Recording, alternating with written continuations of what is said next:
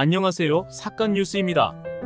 오늘 뉴스의 주요 내용을 간단히 요약해보겠습니다. 1.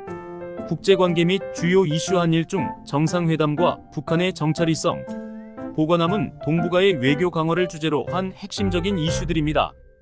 특히 북한의 위성 국무장관은 외부와 관계에 큰 영향을 미칠 수 있는 정서적 문제인데 뉴스가 소속 군인 외교적 협력자와 국제사회의 반응을 조금 더 일본어로 다 받아들이고 싶다는 것입니다.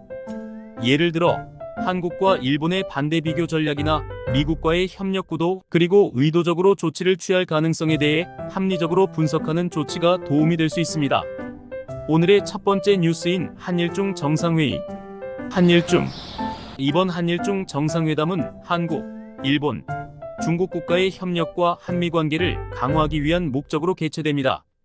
세 나라는 과거 삼국 정상회의를 통해 경제협력, 문화, 지역 안정 등 다양한 범위를 논의할 행사.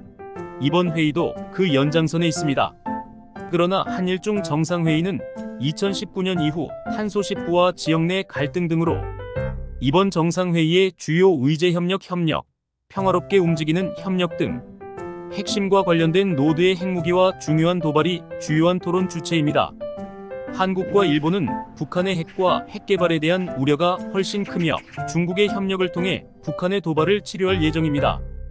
그러나 중국은 북극과 우호적인 관계를 유지, 지역의 안정과 중국의 역할, 최근 미국과 중국의 긴장 관계가 고조로서 지역 동북아에서 세 나라 협력은 안정에 중요한 역할을 할 수 있습니다.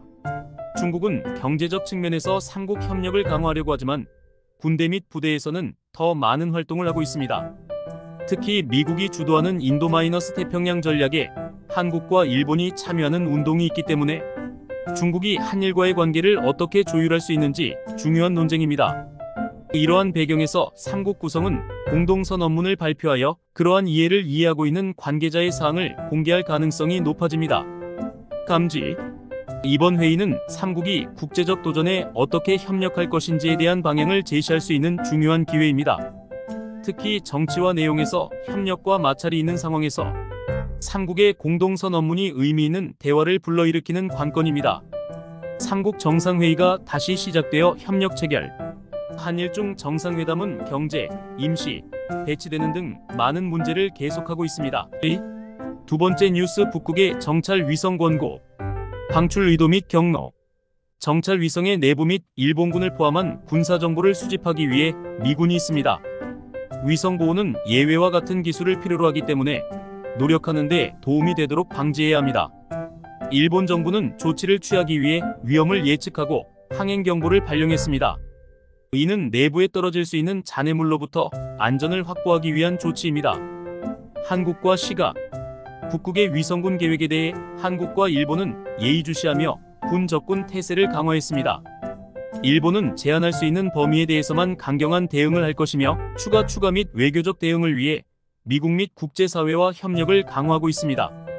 한국군도 위성군에 대응하는 태세를 특징으로 하는 한미군 연합하에 정보를 공유하 국제사 북극의 정찰 위성 매듭은 독특한 기술 발전을 의미하는 진입니다. 이 노드는 제외된 기술을 보존하고 있음을 국제사회에 과시하는 행동으로 원칙적으로 결정하는 것으로 간주됩니다. 이에 따르면 미국, 일본, 한국 등은 북한이 실제 행동을 강행할 경우 추가 조치를 취하는 경우가 있습니다. 북한의 군사작전은 북한의 경제와 무역에 큰 영향을 주었지만 북한은 영향력에도 불구하고 군사행동을 멈추었습니다. 요약하면 북극의 정찰위성 권고는 별도의 우주 개발이 아닌 군사적 긴장을 고조시키는 군으로 외곽국과 국제사회가 제긴밀히 대응을 위하고 있습니다. 이상 오늘의 뉴스를 요약해봤습니다. 남은 주말 시간 잘들 보내시고 구독과 좋아요는 저에게 큰 힘이 되면 하다. 월요일에 만나요 뿅.